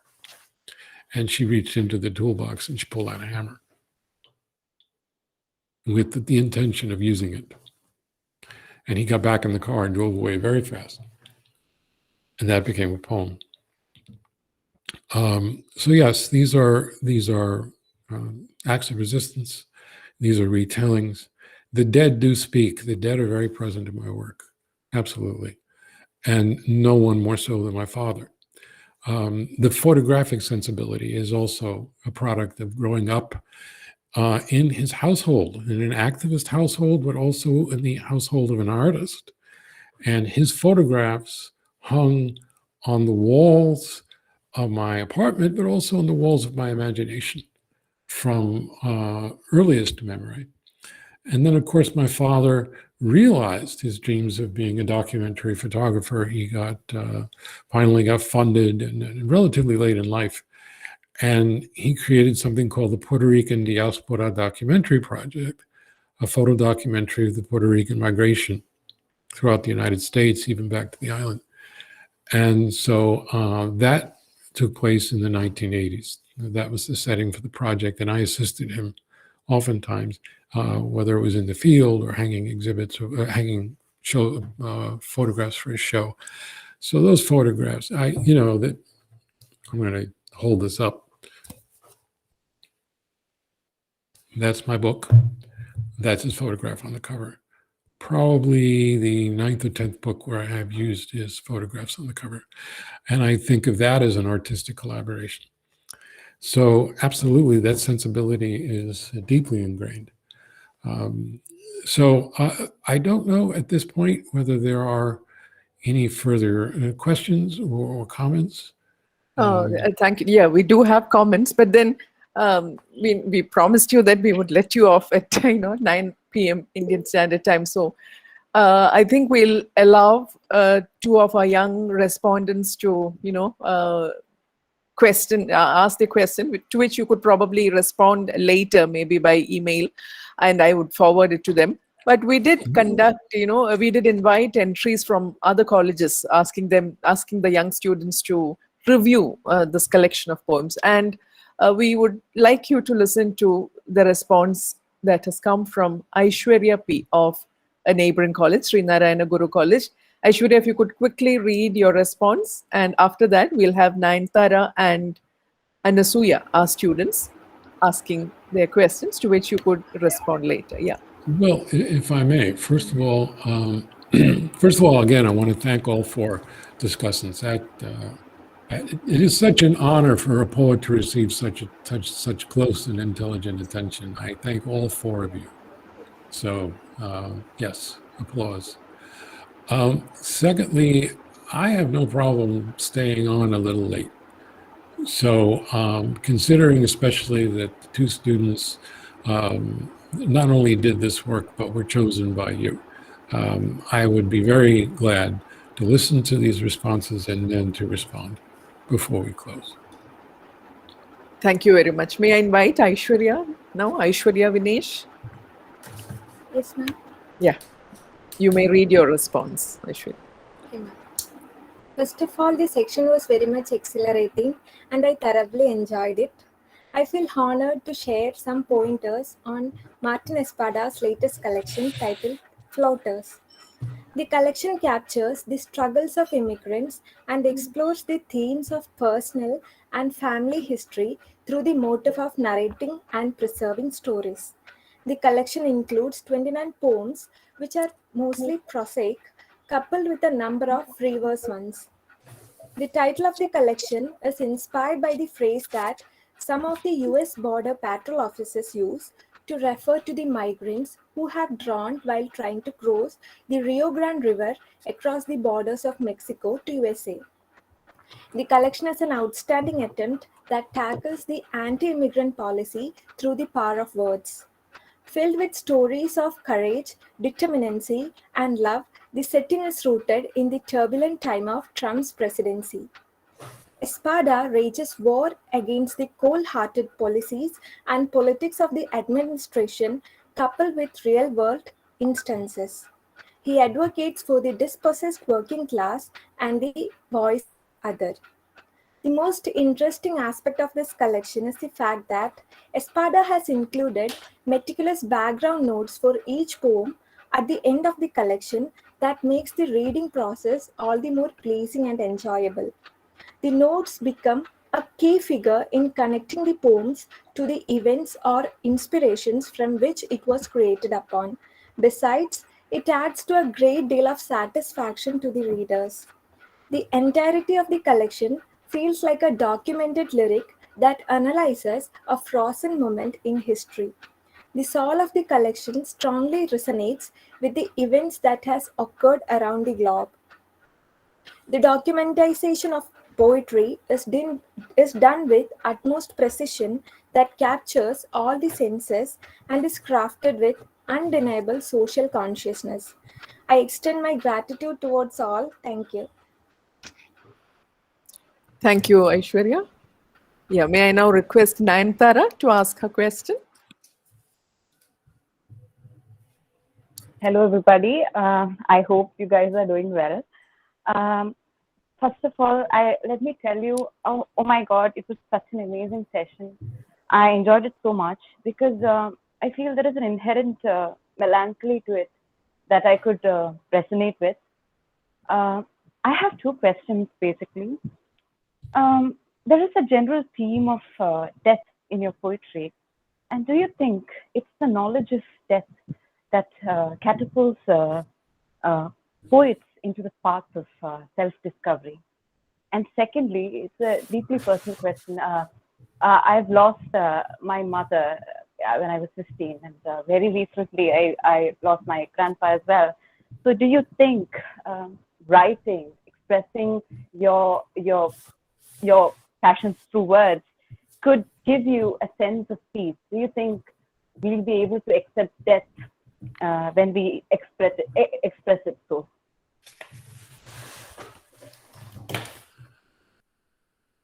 Thank you. I thank you both very much. And let me respond in order. So first, to respond to our first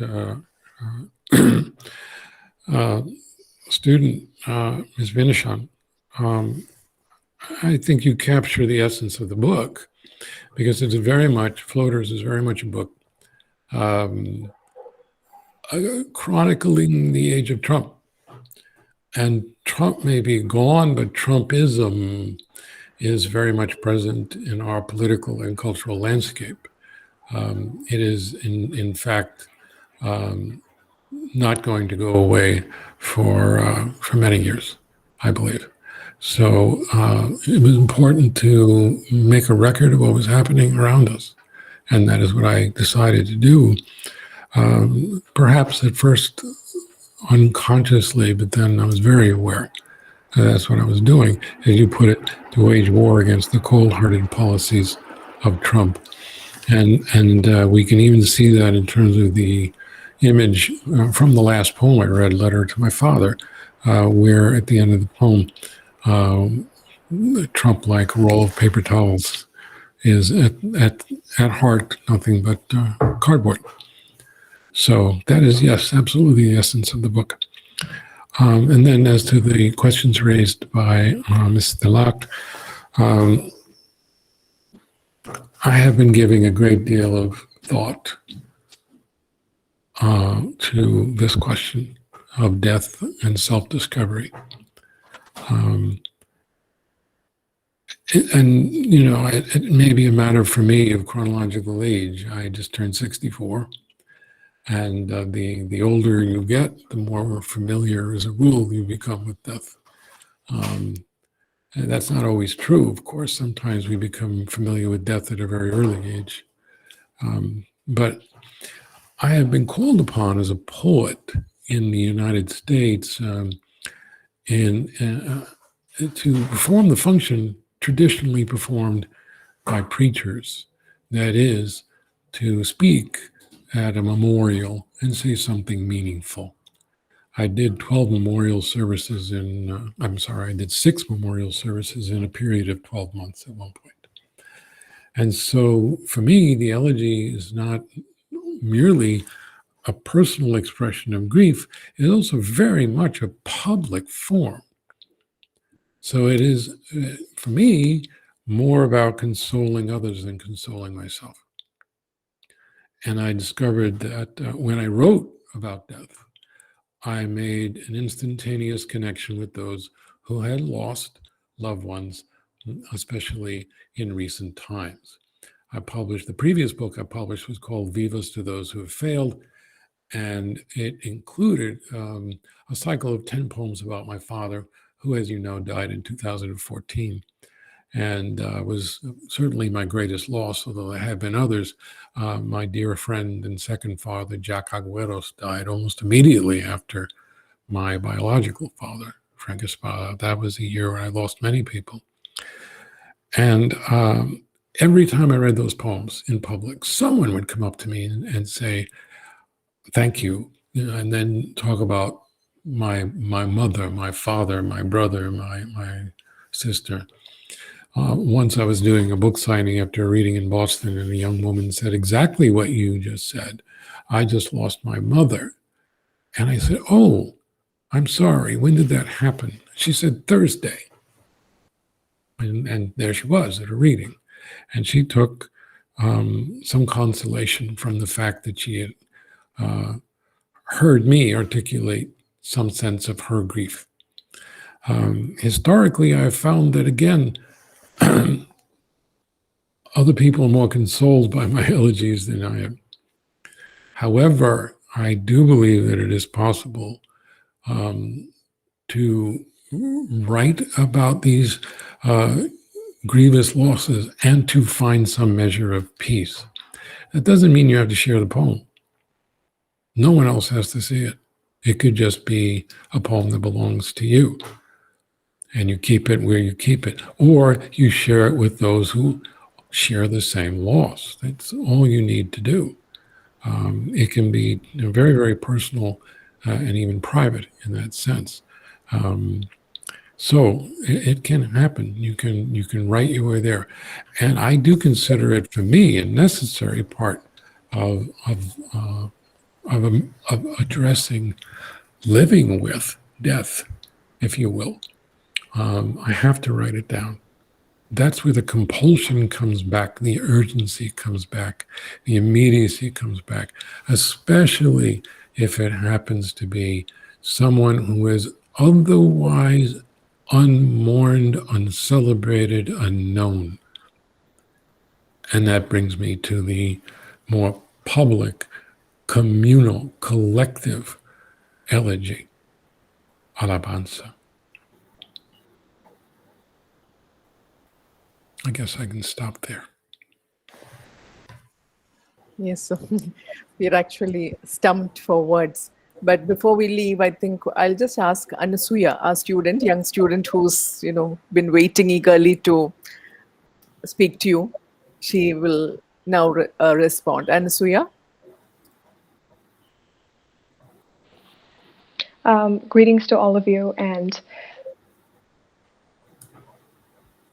me this opportunity to actually be in this poetry reading session and also to actually interact with the poet himself.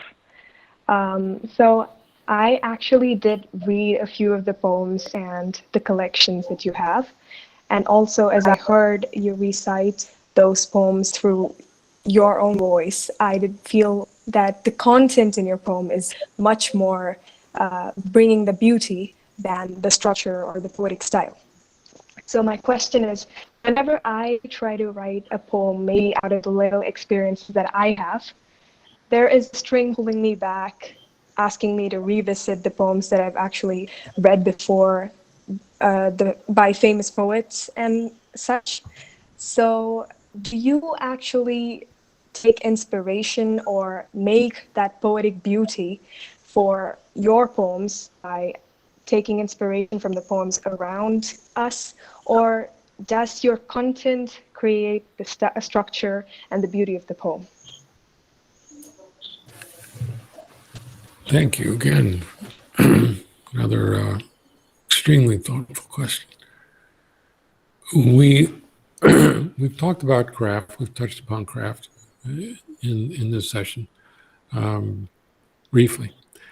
I consider it essential not only to write but to write well, and this is irrespective of content.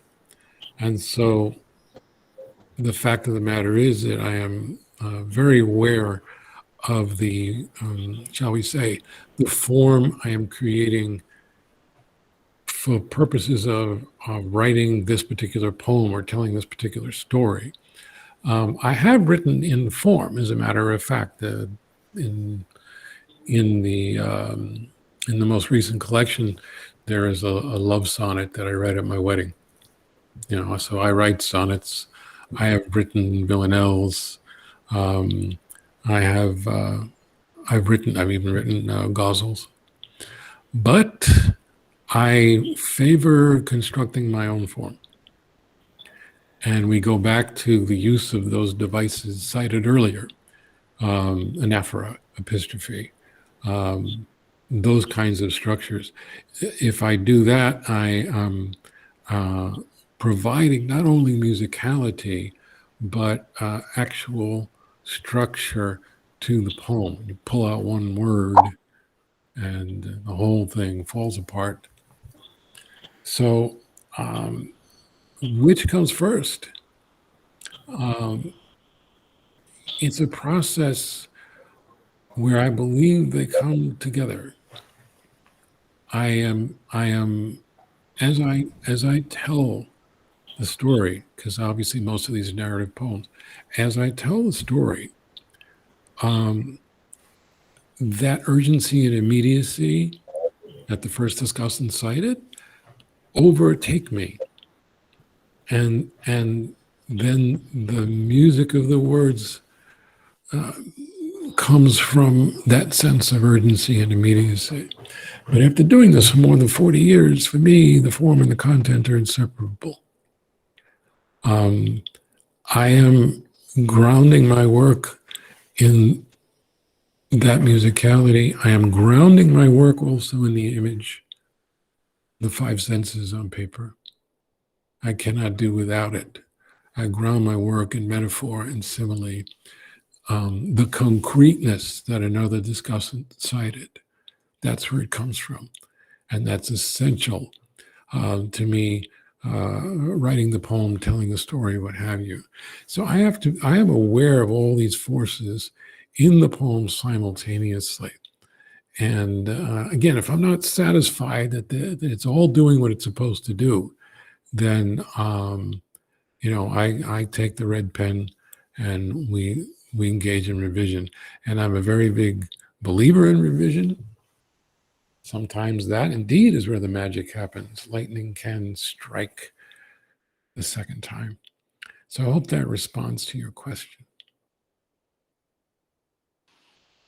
Thank you, sir.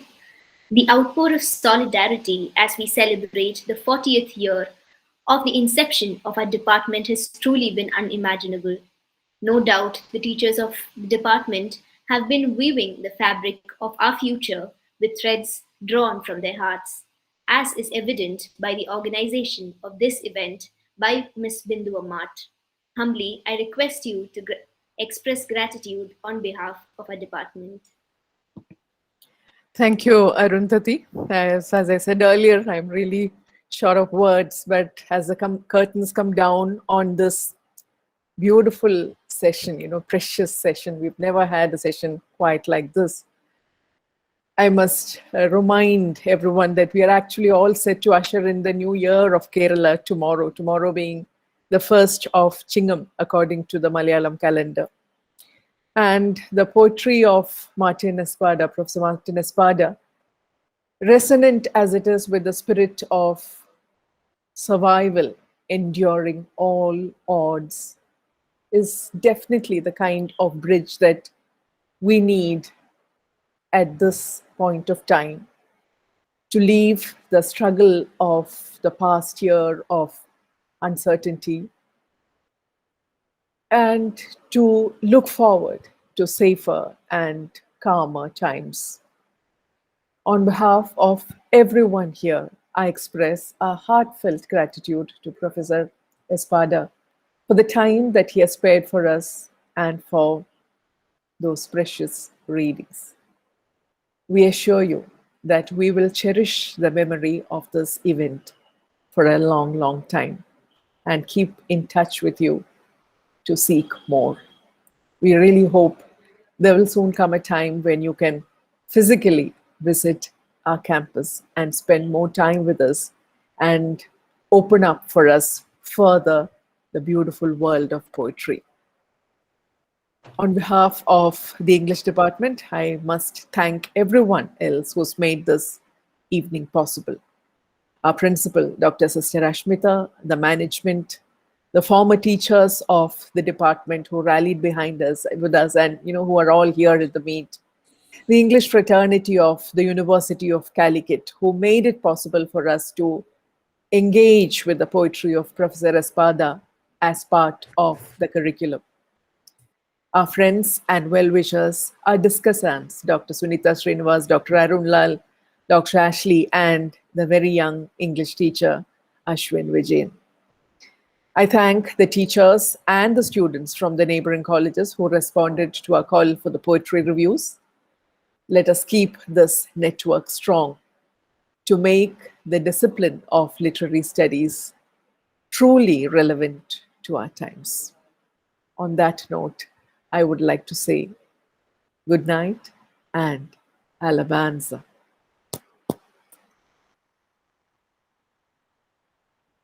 So Arundhati, you can bring the curtains down now. Thank you for ma'am. a job wonderfully done. Thank you, ma'am. Thank you, sir, once again for spending quality time with us.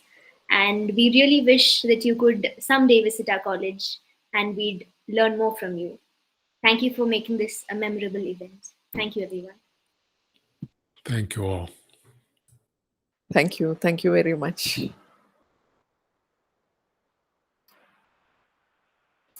So we end the meet now and see you all in the new year.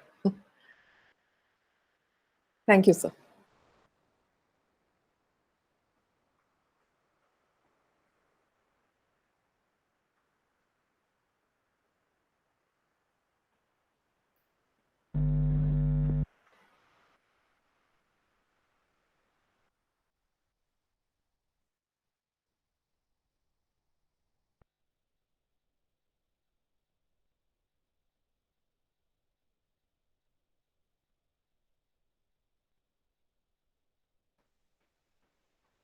I will stop the recording now.